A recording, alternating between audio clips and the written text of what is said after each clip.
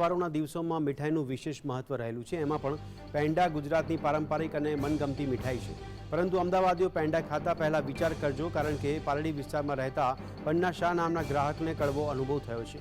પાલડી વિસ્તારમાં રહેતા પન્ના શાહ જય સિયારામ પેંડાવાળાને ત્યાં શનિવારે ત્યાંથી 3 કિલો પેંડા લીધા હતા। પેંડાનું બોક્સ ખોલતા પેંડા ફૂગવાળા નીકળ્યા હતા।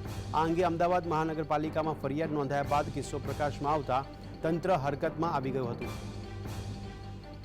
તો મીઠાઈ હોય કે પછી સ્વાસ્થ્ય સાથે ચેડા થતા જે કિસ્સા સામે આવી રહ્યા છે, એવામાં મીઠાઈ તહેવારોના દિવસોમાં મીઠાઈનું વધારે મહત્વ જણાતું હોય છે। એવામાં મીઠાઈ ખાતા પહેલાં સાવચેતી રાખવાની, ધ્યાન રાખવાની ઘણી જરૂર જોવા મળી રહી છે।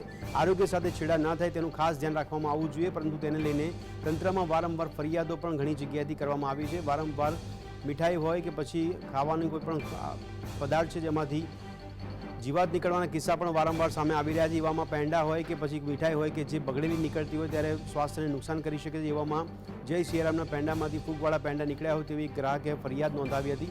ફરિયાદના આધારે તંત્ર દોડતું થઈ ગયું હતું, ત્યારે પાલડીમાં રહેતા પન્ના શાહને આ પ્રકારનો કડવો અનુભવ થયો છે। ગ્રાહકે એએમસીમાં ફરિયાદ પણ દાખલ કરી હોય તેવી વિગતો પ્રકાશમાં આવી રહી છે। ત્યારે લોકોના સ્વાસ્થ્ય સાથે છેડા થતા હોય તેવા અનેકો કિસ્સા ગુજરાત રાજ્યમાં બની રહ્યા છે। છેલ્લા ઘણા દિવસોથી આ પ્રકારની ઘટનાઓ સામે આવે છે। ક્યાંક ફૂડમાંથી જીવાત નીકળતી હોય, ક્યાંક ઈયળ નીકળતી હોય, ક્યાંક ગરોળી નીકળતી હોય, ક્યાંક ઉંદર નીકળતો હોય મરેલો, આ પ્રકારના ઘટનાક્રમ જોવા મળી રહ્યા છે। એવામાં વધુ એક ઉમેરો થયો છે કે જ્યાં મીઠાઈ છે તે ખરાબ નીકળી છે, મીઠાઈ ફૂગવાળી નીકળી છે, એટલે કે પેંડા છે તે ફૂટવાળા નીકળ્યા હોય તેવી ફરિયાદ ગ્રાહક દ્વારા એએમસીમાં કરવામાં આવી છે।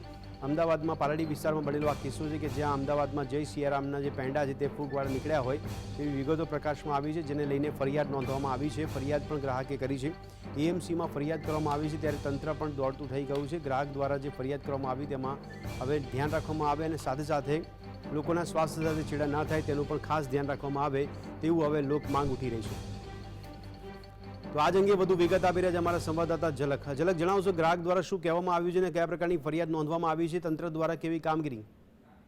જી, જે ખાણીપીણીની જે એકમો છે તે એકમો બગડેલા હોવા અથવા તો જે જીવજંતુ નીકળવાની ઘટના છાસવારે સામે આવતી હોય છે, ત્યારે આવી જ એક ઘટના પ્રકાશમાં આવી છે। જે જય સિયારામ પેંડા છે, જય સિયારામ પેંડામાં ફૂગ નીકળી હોવાની ઘટના છે તો સામે આવી છે। પાલડીમાં રહેતા એક બહેન દ્વારા છે તે શનિવારે 3 કિલો પેંડા છે તે ખરીદવામાં આવ્યા હતા અને આજે જ્યારે પેંડાનું જે બોક્સ છે તે ખોલવામાં આવ્યા ત્યારે તેમાં છે તે ફૂગ વળેલી જોવા મળી હતી અને આ બાબતને લઈને જે કોર્પોરેશન છે તે કોર્પોરેશનના ફૂડ ડિપાર્ટમેન્ટમાં ફરિયાદ કરવામાં આવી છે અને ફૂડ ડિપાર્ટમેન્ટ દ્વારા ચેકિંગ હાથ ધરવામાં આવ્યું છે। જી ઝલક, ધન્યવાદ સમગ્ર માહિતી આપવા બદલ।